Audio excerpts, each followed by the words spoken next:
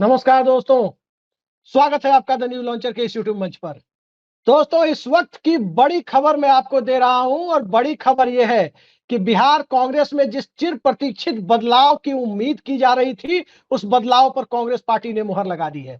आज दिल्ली में कांग्रेस महासचिवों और राज्यों के प्रभारियों की बैठक पार्टी अध्यक्ष मल्लिकार्जुन खड़गे और लोकसभा में नेता विपक्ष राहुल गांधी के साथ हुई। कांग्रेस के नए कार्यालय इंदिरा भवन में इस बैठक के बाद अभी चंद मिनटों पहले, जब हम इस कार्यक्रम को रिकॉर्ड कर रहे हैं, उसके चंद मिनटों पहले चिट्ठी जारी की गई। वो चिट्ठी जरा आप देखिए, और इस चिट्ठी में साफ कर दिया गया कि बिहार कांग्रेस के प्रदेश अध्यक्ष अखिलेश प्रसाद सिंह को पद से मुक्त कर दिया गया है। उनके पास दूसरी भी जिम्मेदारियां थी, राज्यसभा में वो 2 बार से है और उसके पहले वो राष्ट्रीय जनता दल में भी थे और केंद्र में राज्य मंत्री भी रहे थे।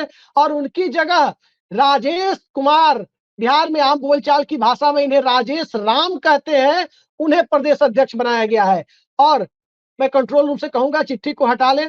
जी, राजेश राम को प्रदेश अध्यक्ष बनाया गया है। और राजेश राम को प्रदेश अध्यक्ष बनाने की बात, तो सबसे पहली खबर जो आपको दी थी तकरीबन 1.5 से 2 महीने पहले, जब से कवायद चल रही थी, सबसे पहले न्यूज लॉन्चर पर मैंने दी थी। और ऋषि मिश्रा जी जो हमारे साथ मौजूद हैं, उन्होंने इसकी तस्दीक की थी, इस पर अपनी मुहर लगाई थी कि अखिलेश सिंह का जाना तय है, उनकी कुर्सी, उनको प्रदेश अध्यक्ष पद से मुक्ति मिलना तय है और उनकी जगह राजेश राम का नाम भी करीब करीब तय है। कोई चैनल इतना खुल करके नहीं बोल रहा था कि राजेश राम ही आएंगे। राजेश कुमार जिनका नाम आपने देखा, तो राजेश राम प्रदेश अध्यक्ष बन गए हैं। कांग्रेस के वरिष्ठ नेता रहे दिलकेश्वर राम के बेटे हैं। और बिहार में महादलित समुदाय में जो सबसे बड़ा वोट बैंक है, यूं कहें कि पासवान समाज के लगभग बराबर का वोट बैंक है, लगभग 5.25%, 5.2% जिसकी आबादी है, वो समुदाय कांग्रेस पार्टी ने सीधे सीधे अपने पाले में करने की कोशिश की है। चर्चा इस बात की है कि कांग्रेस पार्टी अब तेजस्वी यादव से डिमांड कर सकती है कि राजेश राम बिहार में इंडिया गठबंधन की तरफ से चुनाव में उप मुख्यमंत्री का घोषित चेहरा भी हो सकते हैं।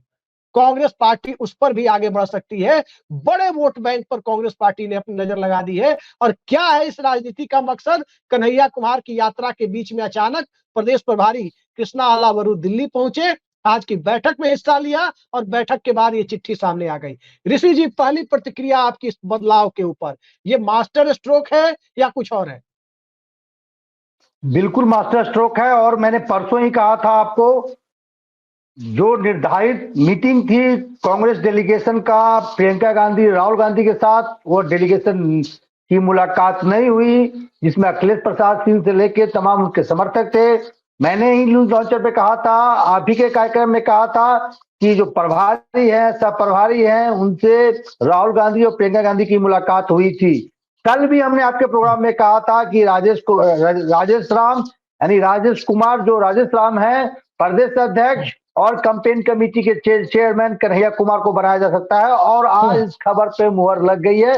करीब 1.5 महीने पहले हम लोगों ने ब्रेक किया था और बीच बीच में कई बार हम लोग प्रोग्राम में भी चलाया था कि प्रसाद सिंह जो है के मेहमान हैं, क्योंकि आप लोग भी जानते हैं अखिलेश प्रसाद सिंह का किसी वेणुगोपाल से संबंध अच्छे रहे हैं। लेकिन जब राहुल गांधी डायरेक्ट, अब बिहार को खुद राहुल गांधी देख रहे हैं, तो केशव वेणुगोपाल की इतनी हैसियत नहीं है कि अखिलेश प्रसाद सिंह को बचाएं। तो सबसे पहले मैं आपको मुबारकबाद देता हूं, न्यूज लॉन्चर के टीम को मुबारकबाद देता हूं।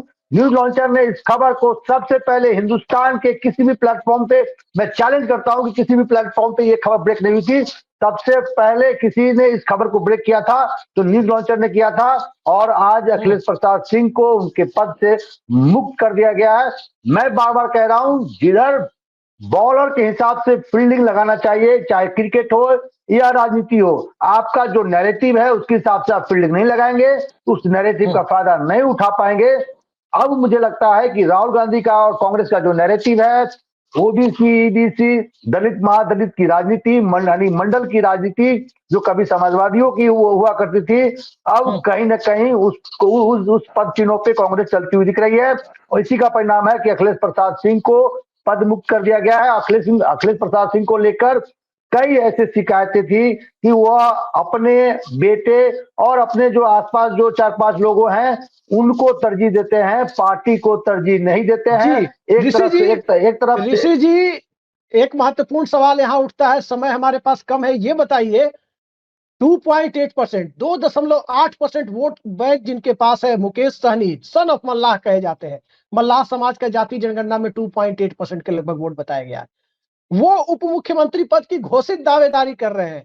अब कांग्रेस ने सीधे सीधे 5.25% वोट बैंक, जिसका कोई नेता फिलहाल नहीं है, और हकीकत यह है कि बाबू जगजीवन राम के बाद रविदास समाज का कोई नेता बिहार में नहीं बना, नेतृत्व विहीन अब तक था। अब बिहार में कांग्रेस पार्टी ने, मैंने अपने होशो हवास में तो पहली बार देखा है कि रविदास समाज का अध्यक्ष बनाया गया है, डिप्टी सीएम के कैंडिडेट के तौर पर भी उनका नाम लिया जाएगा। अब क्या लगता है आपको, ये झटका नीतीश कुमार के लिए भी है, क्योंकि महादलित का सबसे बड़ा कंपोनेंट रविदास समाज है, नीतीश कुमार के माइनस बिल्कुल सर, पासवान जो दलित वोट बैंक का, और दूसरा तेजस्वी यादव क्या इसका फायदा उठा पाएंगे, क्योंकि अगर तेजस्वी यादव राजेश राम की जोड़ी सीएम डिप्टी सीएम बनाकर प्रचारित की जाती है चुनाव में, तब तो चुनाव पूरे 180 डिग्री पर घूम सकता है। अरे आप समझ सकते हैं कि एमवाई में यदि 5.5% के आसपास, आप 5.25% कह रहे हैं, मैं 5.5 6% के आसपास मानता हूं रविदास समाज की संख्या बिहार में है। यदि वो 5.5% के आसपास वोट क्लब हो जाता है एमवाई के साथ, यानी 30-32% के चंग के साथ, वो 37-38% का होता है। और राहुल गांधी का जो नैरेटिव है, जिसमें मुझे लगता है कि ईबीसी और क्या कहते हैं, गैर दूसरे यादव दलित ओबीसी समुदाय का भी भी आएंगे। वोट, हाँ, दूसरे दलित समुदाय भी आएंगे। जिस प्रकार से एनडीए के पास यदि पासवान समाज का समर्थन है चिराग पासवान के कारण, तो उसी तरह काउंटर पोलराइजेशन में रविदास समाज का एक मुश्त वोट मिल सकता है। लेकिन आपको बेहतर नैरेटिव के साथ जाना होगा, प्रोजेक्ट करना होगा। यदि तेजस्वी यादव सीएम बनते हैं तो कांग्रेस इस बात को मनाने में मुझे लगता है कि अब सफल होती हुई दिखेगी कि भाई, आप यदि यादव समाज से कोई यदि सीएम बनता है तो क्यों ना रविदास समाज से आने वाले किसी व्यक्ति को हम डिप्टी सीएम पद पे नवाजे। तो बड़ा मूव है। और कन्हैया कुमार जैसे तेज तर्रार नेता कैंपेन कमेटी के चेयरमैन होंगे। राजेश कुमार प्रदेश अध्यक्ष होंगे जो रविदास समाज से आते हैं। और मैं आज एक खबर और ब्रेक कर दूं, डेट नोट कर लीजिएगा, दर्शक भी नोट कर ले। बाद में मैं उस बात पे जब मुहर लगेगा तो फिर हम लोग चर्चा करेंगे। कार्यकारी 2 या 3 कार्यकारी अध्यक्ष भी बिहार कांग्रेस में बनाए जा सकते हैं, ताकि जो सामाजिक समीकरण है, सोशल समीकरण है, उसको साधा जाए। ऋषि जी, तो दो बड़ी महत्वपूर्ण खबर, सवाल है, ज्यादा वक्त नहीं है, दो महत्वपूर्ण सवाल है, सीधे सीधे हमें बताइए, अखिलेश सिंह को हटाने के पीछे का कारण क्या था? देखिए, अखिलेश सिंह लोकसभा चुनाव में जिस प्रकार से हैंडल अखिलेश प्रसाद सिंह ने किया, मीरा कुमार जैसे नेताओं के साथ एक तरह से मतलब अनदेखी किया गया। पप्पू यादव का आप जानते हैं सीमांचल में अच्छा प्रभाव है, सक्रिय नेता है। बिहार में जितने भी कांग्रेस के नेता हैं उनसे अधिक शायद मुझे लगता है कोई सक्रिय नेता हो रहे होंगे। कन्हैया कुमार के टिकट को लेकर जिस प्रकार से अखिलेश प्रसाद सिंह ने लालू यादव के सामने समर्पण कर दिया, जैसे ही कन्हैया कुमार या पप्पू यादव जैसे नेताओं का नाम आता है, लालू यादव कैसे बिदक जाते हैं।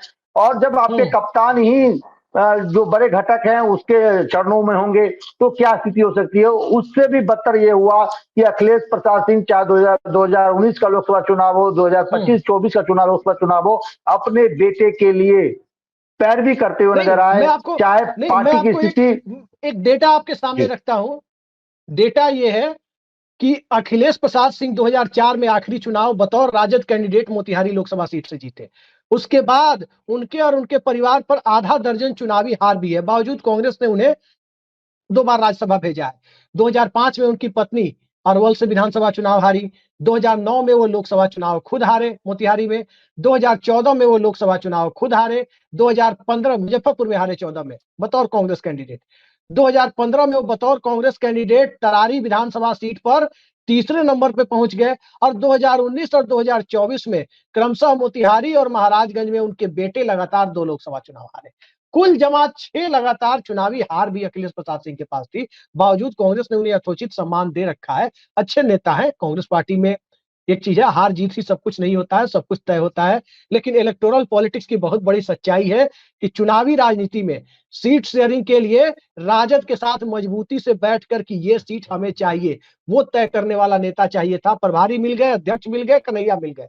अब बताइए, कांग्रेस को 70 सीटों से कम पर चुनाव लड़ने के लिए क्या कोई सोच सकता है कि 70 से कम पर दावेदारी करेगी, जब इतने बड़े वोट बैंक पर दावा कर दिया? अभिषेक जी, कल ही एक फोटो का चर्चा आपके प्रोग्राम में मैंने किया था। कन्हैया कुमार जिस प्रकार से भाषण दे रहे थे, ठीक उनके पीछे अखिलेश प्रसाद सिंह का चेहरा देखने लायक था। मुझे लगता है कि कल ही उनको संकेत मिल गया था कि उनको पदमुक्त किया जा रहा है। आप बताइए, पार्टी ने उनको 2 बार राज्यसभा भेजा, प्रदेश अध्यक्ष बनाया, बेटे को टिकट दिया, आपने पूरा 2004 से अब तक का पूरा आपने डिटेल रख दिया। क्या सब कुछ अखिलेश प्रसाद सिंह को ही मतलब पार्टी देगी? अन्य कार्यकर्ताओं को पार्टी कहाँ समायोजन करेगी? कई पुराने नेता हैं जिन्होंने अपने जीवन मेरे सवाल के का जवाब दीजिए। अंतिम सवाल है, मेरे सवाल का जवाब दीजिए। इस प्रोग्राम का ये आखिरी सवाल है कि क्या अब कांग्रेस 70 से कम सीटों पर मानेगी? जितने बड़े वोट बैंक पर कांग्रेस ने सीधी नजर लगा दी है, क्या अब 70 से कम पर मानेगी? वो हो सकता है ज्यादा बिल्कुल नहीं माने, बिल्कुल नहीं मानेगी। मैंने आज भी सुबह कहा था 100 सीटों पे सर्वे कांग्रेस करा रही है। 3 अलग अलग एजेंसियों को उन्होंने काम में लगा रखा है।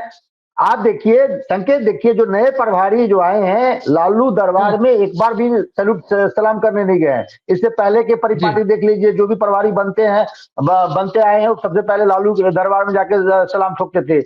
राहुल गांधी को डायरेक्ट रिपोर्ट करने वाले व्यक्ति को प्रभारी बनाया गया है। ये अच्छे संकेत हैं पार्टी के लिए। और जैसे राजेश कुमार को बनाया गया है, कन्हैया कुमार को इंट्रोड्यूस किया जा रहा है, पप्पू यादव सक्रिय है। मुझे लगता है कि 70 से अधिक सीटों का डिमांड कांग्रेस लालू यादव के सामने, राजद के सामने में दावा पेश करेंगे। जी बिल्कुल बिल्कुल, आपने सही कहा। बिहार में जो कोशिश हो रही थी कि दलित, सवर्ण और मुस्लिम, यानी जो समीकरण उत्तर प्रदेश में 2007 में मायावती ने अप्लाई किया और उस समीकरण के सहारे बहुमत अकेले बूते बसपा ने हासिल कर लिया था, दलित, सवर्ण और एक खास अल्पसंख्यक वर्ग का एक बड़ा हिस्सा, वही बिहार में क्या कांग्रेस करेगी? फिलहाल गठबंधन के दायरे में, जिसमें एमवाई प्लस दलित प्लस सवर्ण और ओबीसी ईबीसी की बात तो राहुल गांधी कर ही रहे हैं आरक्षण जाति जनगणना के माध्यम से। क्या लगता है ऋषि जी, आखिरी सवाल, संक्षेप में जवाब चाहेंगे कि सबको, बिहार में एक आम चर्चा है कि 26-27% पिछड़े वर्ग का वोट है, अति पिछड़ा, अल्पसंख्यक, दलित, महादलित और सवर्ण, इसको इंजन का बोगी बना दिया गया है। राजद का नेतृत्व यादव के पास, जेडीयू का नेतृत्व कुर्मी के पास, भाजपा का नेतृत्व जायसवाल और कुशवाहा के पास। मतलब सब 27% कहां गया? जी, इस सवाल का जवाब दीजिए। नहीं, मैं सुन लीजिए, 2 शॉर्ट में आपको अपडेट दे दूं। विश्लेषण हम लोग करते रहेंगे। कल सोनिया गांधी और राहुल गांधी को लालू यादव ने फोन किए थे अखिलेश प्रसाद सिंह के को बचाने के लिए, जो जिस प्रकार से जो माहौल बन रहे थे। दूसरी बात, कन्हैया कुमार को पार्टी के तरफ से संकेत मिले हैं कि मीडिया में बयान कम देना है, मीडिया से रूबरू कम होना है, ताकि लालू यादव या उससे संबंधित कोई सवाल हो, ठीक है ऋषि जी, उसको ना लेना पड़े। समय का अभाव है ऋषि जी, समय का अभाव है, प्रोग्राम अपलोड भी होना है। तत्काल हमें ये बताइए, जो सवाल मैंने पूछा कि जो 27% में पूरे बिहार की राजनीति यानी पिछड़े वर्गों में सिमटी हुई है, अति पिछड़ा 36% है, कोई नहीं पूछ रहा, अल्पसंख्यक है वो भी इंजन की बोगी है, दलित महादलित भी इंजन की बोगी है, सवर्ण भी इंजन की बोगी है, राजद का नेतृत्व यादव समाज, जेडीयू का नेतृत्व कुर्मी समाज, भाजपा का नेतृत्व जायसवाल समाज और कुशवाहा समाज, यानी 27% में 73% कहां गया? क्या उस 73% को आकर्षित करने के लिए यूपी का बसपा फॉर्मूला जो 2007 का था, कांग्रेस क्या उस पर आगे बढ़ने के लिए अब कदम बढ़ा चुकी है? बिल्कुल बढ़ा चुकी है। जिस समाज को किसी पार्टी ने टच नहीं किया, एक तरह से पॉलिटिकली साइडलाइन है, उसको राहुल गांधी कहीं ना कहीं फोकस कर रहे हैं। आप राहुल गांधी के स्पीच को देख लीजिए और आप देख लीजिए, अति पिछड़ा प्लस मुस्लिम प्लस क्या कहते हैं महादलित का जो समीकरण बनेगा, उसके उसको प्लस उस सवर्ण। समीकरण को कोई प्लस सवर्ण बिल्कुल कोई टक्कर दे सकता है क्या? और मुझे लगता है कि जी। कांग्रेस अपने बलबूते बलबूते बिहार में खड़ा होने चाहती है। इस विधानसभा चुनाव में तो कम से कम गठबंधन में चुनाव लड़ेगी। मुझे लगता है 29 चुनाव होगा, कांग्रेस अपने बलबूते पे लड़ना चाहेगी ताकि बिहार में पार्टी को मजबूत किया जाए। जी जी, बिल्कुल आपने सही कहा। कांग्रेस ने पहली बार एक डेयरिंग कदम, मुझे लगता है कि 1990 से आप प्रदेश अध्यक्षों की सूची देखें तो ज्यादातर कांग्रेस के प्रदेश अध्यक्ष अल्पसंख्यक समाज से थे या फिर भूमिहार समाज से थे या ब्राह्मण समाज से थे। ज्यादातर अध्यक्ष इसी समुदायों से थे। पहली बार बिहार की सबसे बड़ी दलित आबादी के हाथ में बिहार की कमान दी गई है कांग्रेस पार्टी की। अब आगे देखना है कि इस जो सांकेतिक दांव है, क्या उसे वास्तविक दांव में बदलने के लिए कांग्रेस पार्टी तैयार है? क्योंकि याद रखिए, बिहार एक ऐसे मुहाने पर खड़ा है जहां जहां उत्तर प्रदेश 2007 में खड़ा था। ओबीसी और सवर्ण एकता से की तुलना में कहीं ज्यादा मजबूती से बिहार में ईबीसी सवर्ण एकता या दलित सवर्ण एकता की बातें राजनीतिक तौर पर ज्यादा सुटेबल तरीके से सामने आती है, जो बिहार के सामाजिक अंकगणित है, जो उत्तर प्रदेश के सामाजिक अंकगणित है, जिसका फायदा मायावती ने लिया था तब। क्या उस फायदे की तरफ कांग्रेस पार्टी के फोल्ड में, पंजा छाप के फोल्ड में कांग्रेस ने कदम बढ़ा दिया है?